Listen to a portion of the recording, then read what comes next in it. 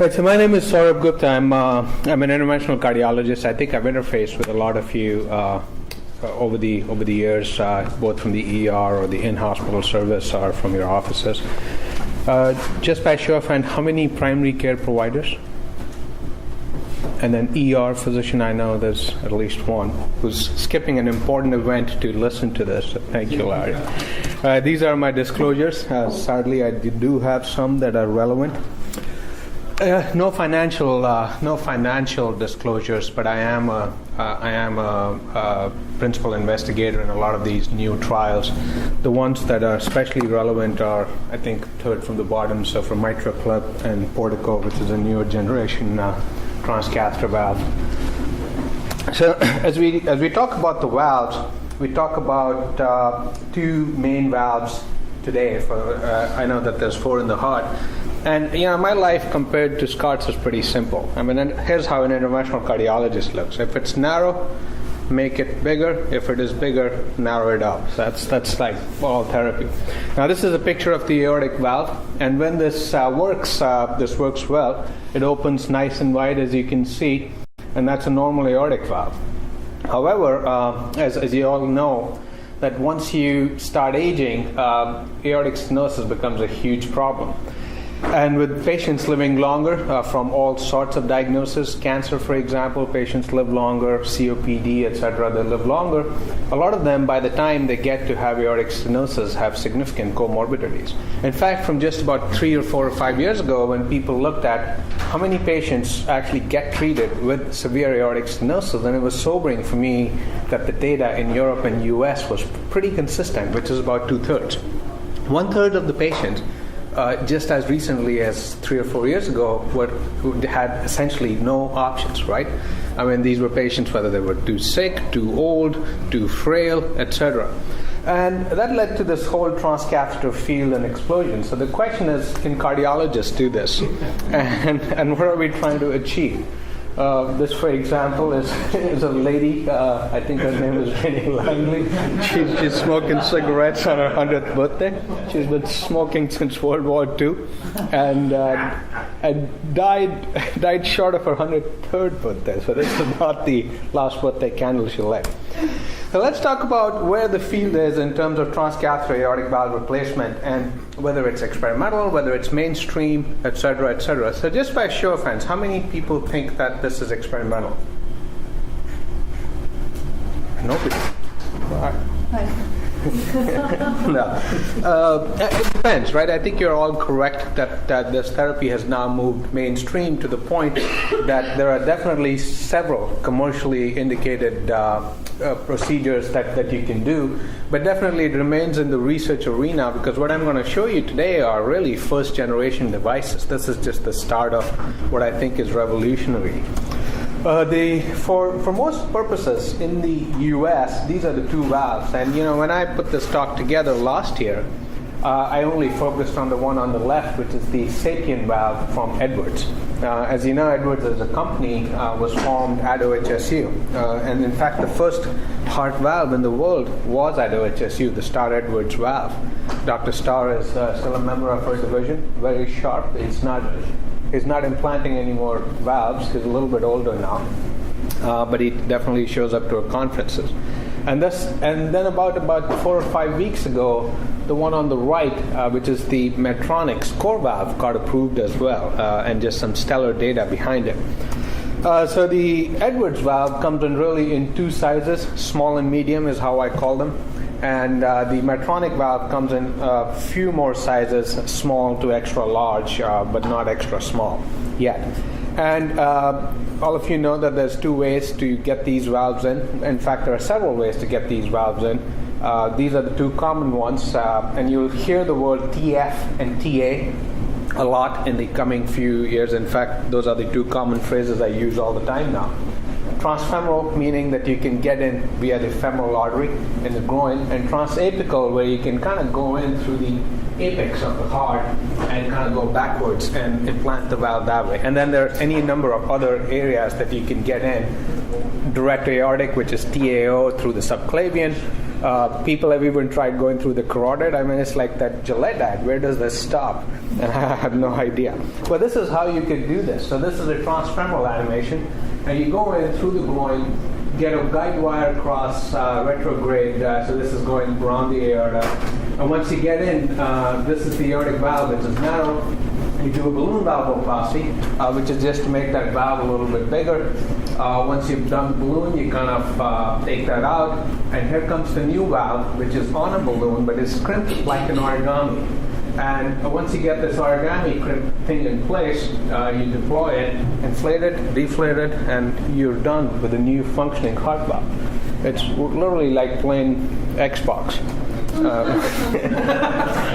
My son has a huge problem with that. I said, Dad, how come you get paid to play Xbox at work? And for patients who you can't do it that way, here's the transapical approach. So you make a small little incision between the two ribs, and you can figure out which rib space to go in. And essentially, you kind of close the ditch before you dug it. So you close the hole before you actually made the hole. You put some sutures around. Between those sutures, you just leave them loose, right? You just really literally expose the tip of the heart. And then you put this sheath up, position it just below the aortic valve.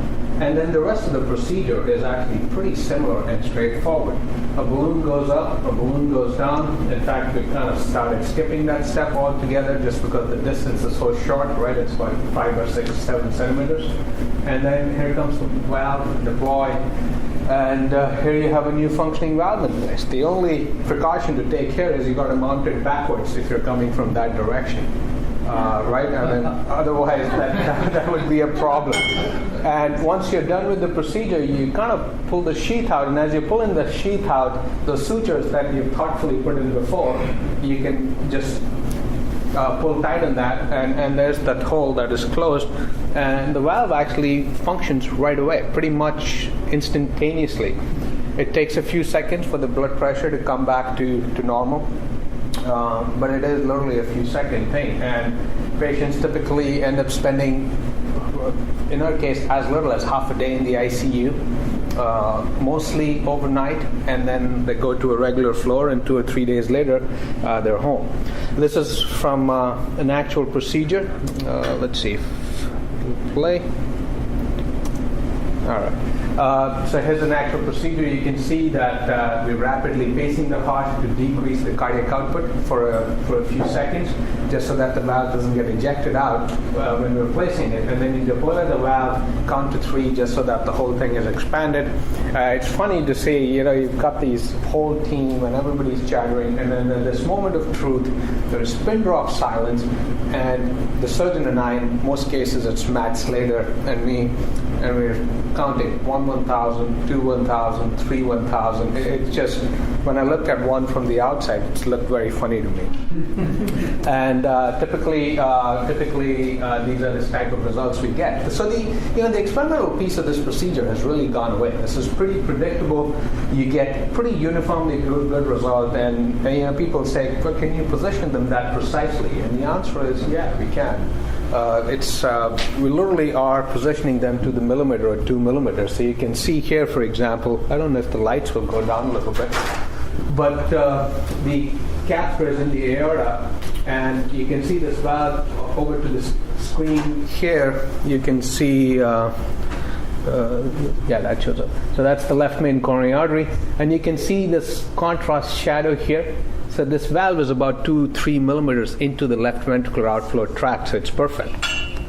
Okay, so you say, well, you've played video games, Gupta, but does this work? Does this actually make our patients better, right? I mean, that's all about, that's what it's all about. Yes, we can, but must we? Should we? And the answer to that came from this landmark study called the Partner Trial. And like everything in cardiology, these trials have all these nice acronyms. I don't even know what that one stands for. I promise, unlike Scott, my talk is very low on intellectual firepower, so this is the only data slide I'll show you. But it's important to kind of think of how the field evolved. They essentially broke down people into 2 groups. And we stuck with the group number 2 first because those results came out earlier, and that was actually the simpler part of the trial to enroll. And these were patients where the surgeon says, no way, we're not going to do this. This lady or this gentleman will never survive, and you can't take care of their aortic stenosis. And so they declared them inoperable. 2 of them had to declare them inoperable. And then these patients got presented to a national adjudication committee. And there they had to say, okay, we wouldn't operate on them. These are some of the top operators in the world. And then they got randomized. If they had transfemoral access, as in you need about 7 millimeter groin vessels, give or take. And if you have time left over, we can talk about where that is headed. And then if they had transfemoral access, they got randomized to medical therapy. Really, there isn't much for aortic stenosis. It's a mechanical problem. Yes, you can treat the heart failure. Yes, you can treat the heart rate. But fundamentally, you can't change the natural trajectory. And the results were astounding. And we'll come to that here in a second. The second group of this was the high-risk cohort, where the surgeon said, well, I'm not enthusiastic about doing this, but okay, if it needs to be done, I guess we'll do it. And then these folks got assessed for TF access or transfemoral access. If they had it, they got randomized to surgery in a 1-to-1 with a TF tower. And if they didn't, then that was that transapical or TA approach that I talked about. And then these patients were followed. And here's what the data show. So in the inoperable arm, your mortality was cut in half. Now think of this. I mean, where in cardiology, in fact, where in medicine do you see that? If you look at this, you say, okay, if you add some drug that cuts down events by 50%, that's great, right? But if the absolute risk went down from 3% to 1.5%, even though your relative risk reduction is huge, your absolute risk reduction is not that much. And here the results were astounding in terms of absolute risk reduction and relative risk reduction. And then for the high-risk cohort, both of them did about the same. And this slide's a little old because I don't have slides from last week's ACC or the American College of Cardiology conference. But actually now with the newer generation device, in this group there's about a 9% separation between high-risk surgery and high-risk TAVR. But I think for the most part, what I tell patients is that if you're inoperable, you really are not inoperable until somebody's assessed you for TAVR. That is the standard of care. That's not even experimental. In the high-risk group, and again, that's a work in progress, but I think that we're at a point where there's equipoise, where I go to the patient, and so think about this as crudely, not as sophisticated, but think about it as ACE versus a calcium channel blocker, and you don't have one versus the other, right? So you tell the patient you could do one or the other, you don't have diabetes, so I'm not sure, you don't have heart failure, etc. And that's where I put that if you're high risk for surgery, and in fact a lot of patients would ask me, what do you think? Now that's kind of a broader view. Obviously we've gotten a little bit smarter on which patients we think will do better with high-risk surgery versus which patients would do better with TAVR, etc. Now here's some management polls that are kind of important. And this is how I think of this.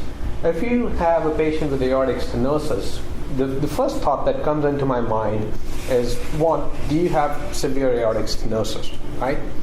The second that comes into my mind is, do you have symptoms related to it?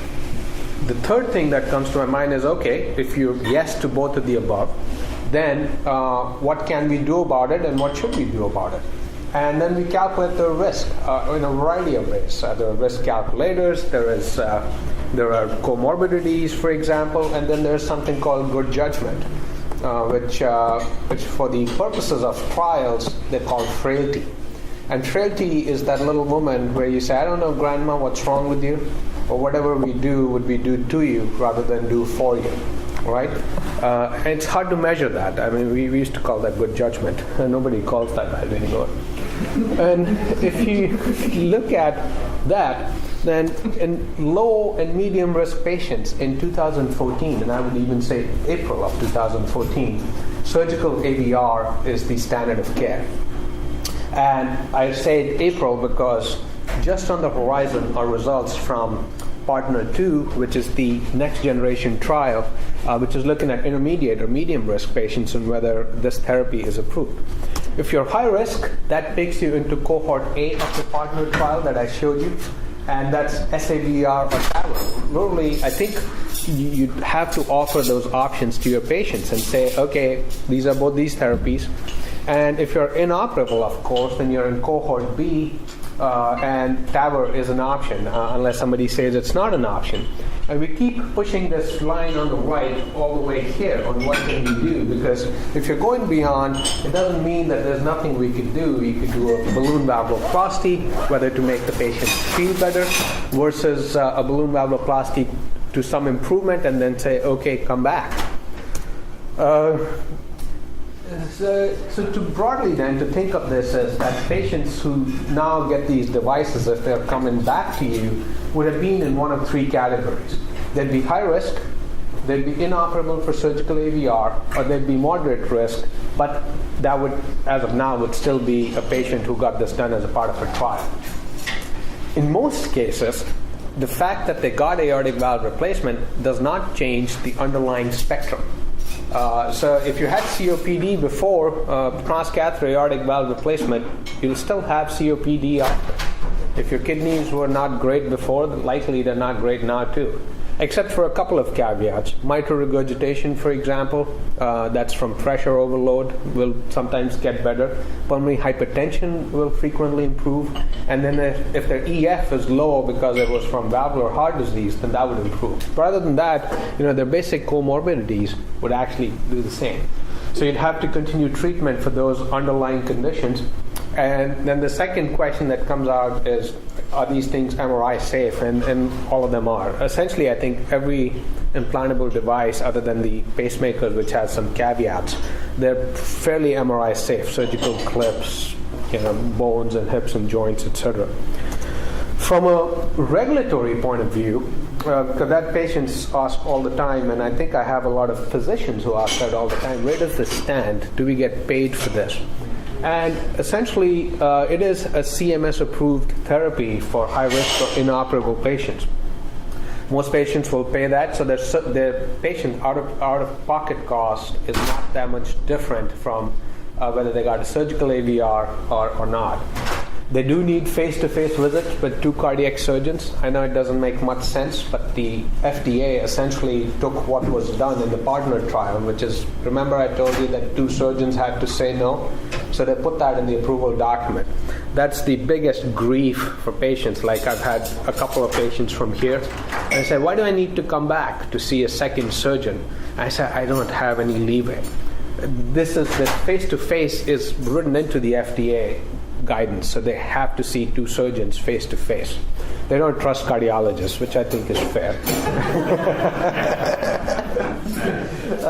And then it's a CMS requirement that they actually be seen back for 30-day and 1-year visits. So even though some of that stuff can happen here, certainly with Deanna, that would happen here. But in general, they have actually, it's interesting on how this whole field is moving, but into the CMS approval is built in the fact that not you should consider. They say you shall have greater than 90% 30-day and 1-year data for your own program.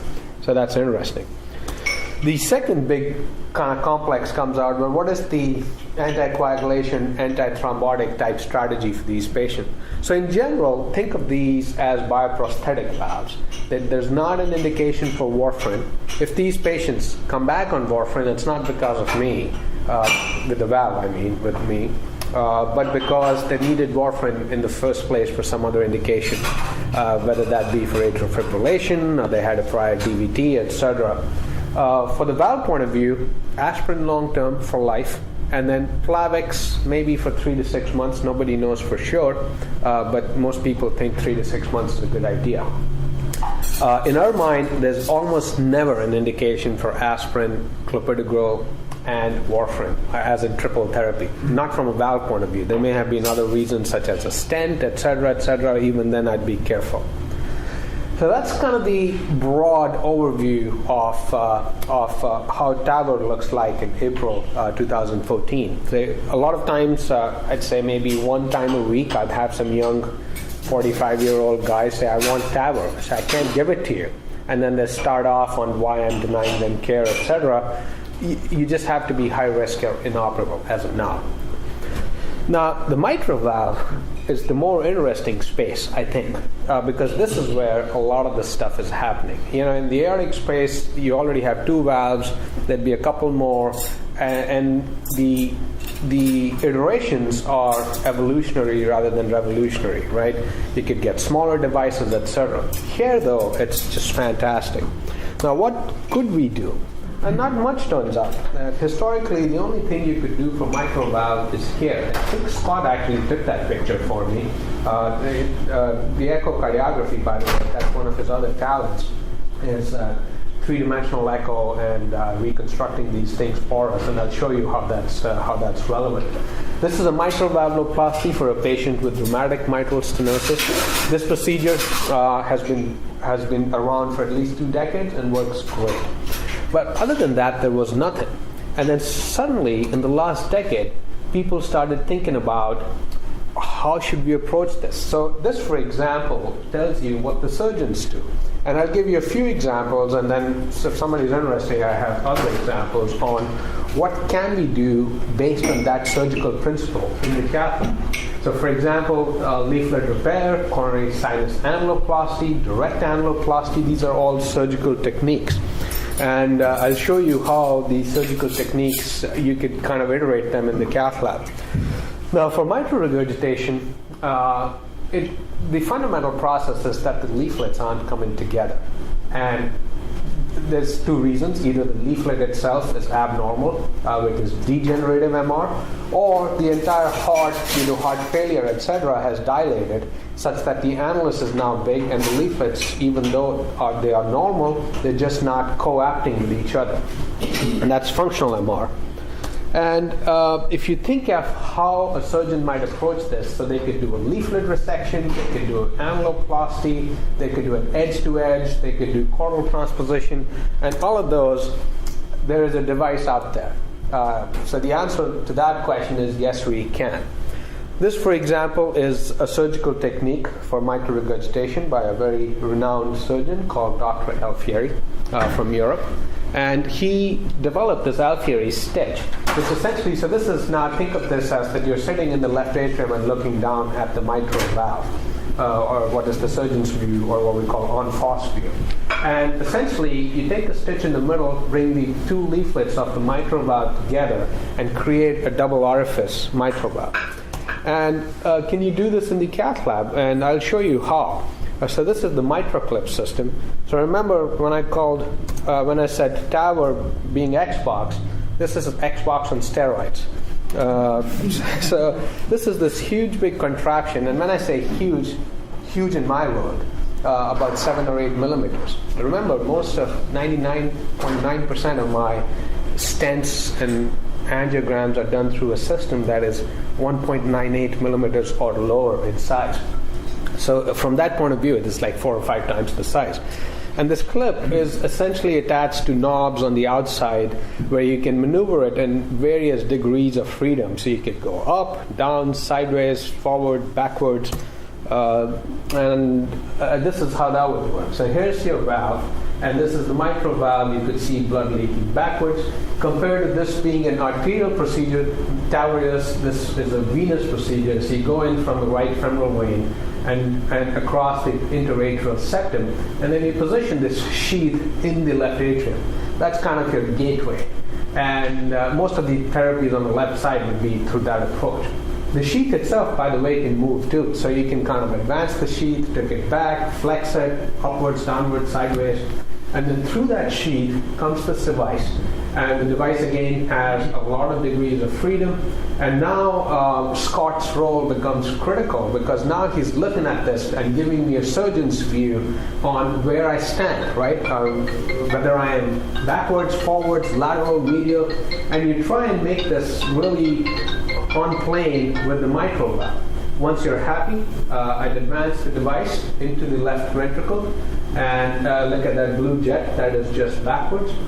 And then you grasp the leaflet, it's like fishing. And this time I actually even catch. I've never caught a fish in my life, sadly. Dr. Parker's promised that'll change. And if you're not happy, you can release it and try and grasp it in a slightly better location, different angulations. These are all sort of maneuvers. And look at that on how close that is to the surgical alveoli stitch. I mean, once you're happy with that position, once Scott tells me, hey, your degree of mitral regurgitation is acceptable, we release the device.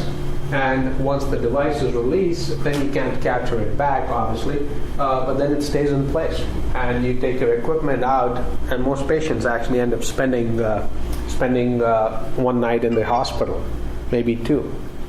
It's just a little clip. It's just a little clip. And then the clip has two mechanisms. It can grasp, but then it also locks. So the first maneuver is just to grasp and not lock it. And then once you lock it, you can just release it. Yes, sir? Do you worry about mitral stenosis afterwards? Absolutely. Great question. So you don't worry about it afterwards. You worry about it during. And one of the things that you look at here is what is your mitral gradient in terms of a stenosis. And if there's too much gradient, then you quit. And then you just kind of take the whole device out, basically. Here's a bonus question. Who can tell me who is the most famous patient who got mitral clip? No, he got a lot of things, but not that. Liz Taylor says, and here's how Scott's picture, by the way, looks like. So this is, I don't know if you've seen one of those movies where these people are looking at it. Now, if you think of this, angiography and whatever you're seeing on screen is a two-dimensional representation of a three-dimensional structure, right? If I want to look behind you, I would just go this way or this way. You can't do that. But this technology, I can. So I'd say, hey, Scott, show me a little bit on that side. And he will rotate and show me a little bit on that side. I say, Scott, can you show me that other side? So 3D TEE in these types of procedures is essential. And this, for example, is how it would look similar to a surgeon's view. Here's a regular echo, and you can see that this panel, you see a lot of blood going backwards. That's mitral regurgitation, and this one over there with a couple of clips. If you can do one, you can do two, and you can see the degree of MR is much better. Similar to this is an angiogram, a catheter in the left ventricular cavity, and you can see onto the left of the screen, that's your left atrium, and you can see the contrast backing backwards into it. And then a couple of clips later, the degree of MR is much better. So for mitral clip, these patients will essentially fall into three categories, and these categories would be either they are a degenerative mitral clip, or they are in the COAPT trial for functional MR, and I'll show you that, and either a commercial, and there's not that many commercial cases because it just got approved about 2 or 3 weeks ago. So it is now commercially approved. These patients tend to be high risk for surgical mitral valve replacement, and obviously just like TAVR, you got to continue to treat those. This COAPT trial is an interesting trial, and I won't spend a lot of time over this unless somebody's really interested, but this is basically when your LV has dilated and your leaflets are not coming together, right? It's the chicken and the egg. The problem may be not the MR. The problem may be heart failure that has caused the heart to dilate, but the end product is that you have severe mitral regurgitation. And nobody knows what to do with these folks. Certainly these folks don't go to surgery for mitral valve replacement, even if the risk is low. Most of the time it is.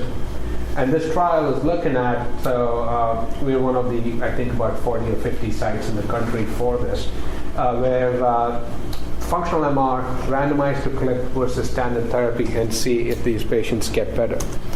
From a regulatory perspective point of view, a very recent commercial approval for mitral clip for degenerative MR Remember, that's why I kind of had that slide highlighting the differences between degenerative and functional. Commercial payers, especially CMS, will cover, and then patients with functional MR could be in the COAPT trial. Similar concepts for antithrombotic therapy. Really, there is no indication for warfarin just because of the device, aspirin and clopidogrel. And then if there are on warfarin, then it's not for this. It's for some other reason, whether that be atrial fibrillation, etc. Now, this is one of the ways. I mean, there are several other intuitive ways or counterintuitive ways on how to do this. So one of the things that surgeons will do when the annulus is dilated is put a ring, just sew a ring around the mitral valve and make the whole thing shrink. Now, this is how you might be able to do that in the cath lab. So again, go in through the right femoral vein, cross into the intra-atrial septum into the left atrium, and the sheath there is our friend. And then once you get this device in, most of these are again knobs outside the body, and you've got these little screws that you can lay down around the mitral annulus. And once you're happy with laying down, you kind of just essentially pull. And nothing in my world is complicated. It's simple stuff. And in fact, some of the iterations of this device, you can leave it be and attach a magnet on the outside 4 weeks later, right? Because sometimes when patients are under general anesthesia, you can't really tell how much to tighten this thing, whether it causes mitral stenosis, etc. So you kind of just put this in, just hang loose, have them come back in a couple of weeks, and then start tightening it or releasing it. So my final thoughts here, there's proof of principle for both degenerative and functional MRs. Largely your surgical options are preserved. For example, if you needed to go to surgery after that for mitral valve surgery, is what I mean.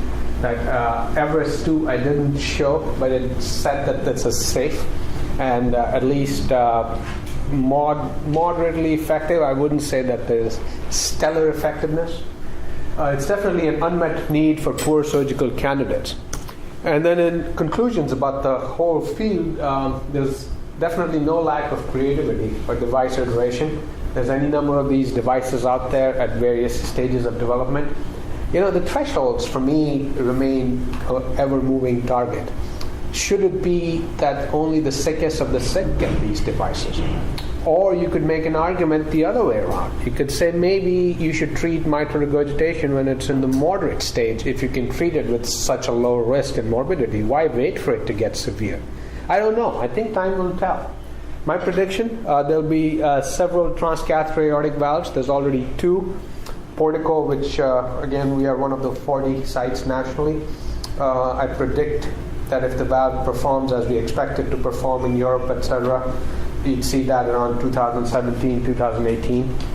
And I made this slide 2-3 weeks ago, and just after that was the news blurb from Edwards about first-in-man transcatheter mitral valve replacement implants in England. So that's about 2 weeks old. They did it for 3 patients, and that's all I know. I do know more, but I can't tell you confidentiality-wise. So I think I'll stop here, and happy to answer questions. Thank you for your attention.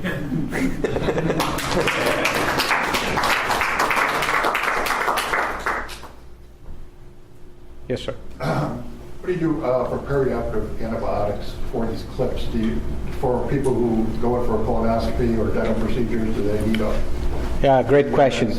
In general, think of these as prosthetic devices with similar antibiotic recommendation. I generally avoid dental procedures and other procedures for risk of bacteremia for the first 3-6 months, and then I would give them antibiotics after. The apical insertion of that aortic valve, do you do that through a pericardial window? How do you put the sutures in? Yeah, so what we would do is, here's how the process would look like. We'd first put the patient on the table, put them under anesthesia, etc.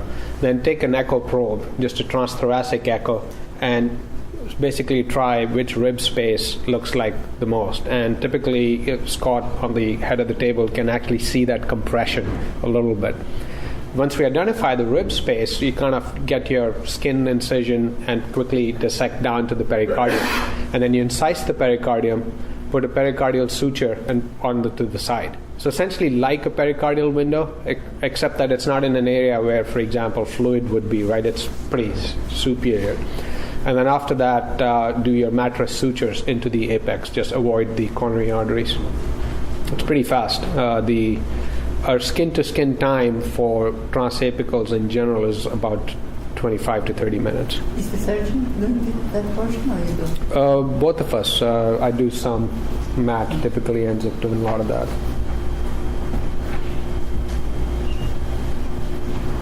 Well, thank you very much.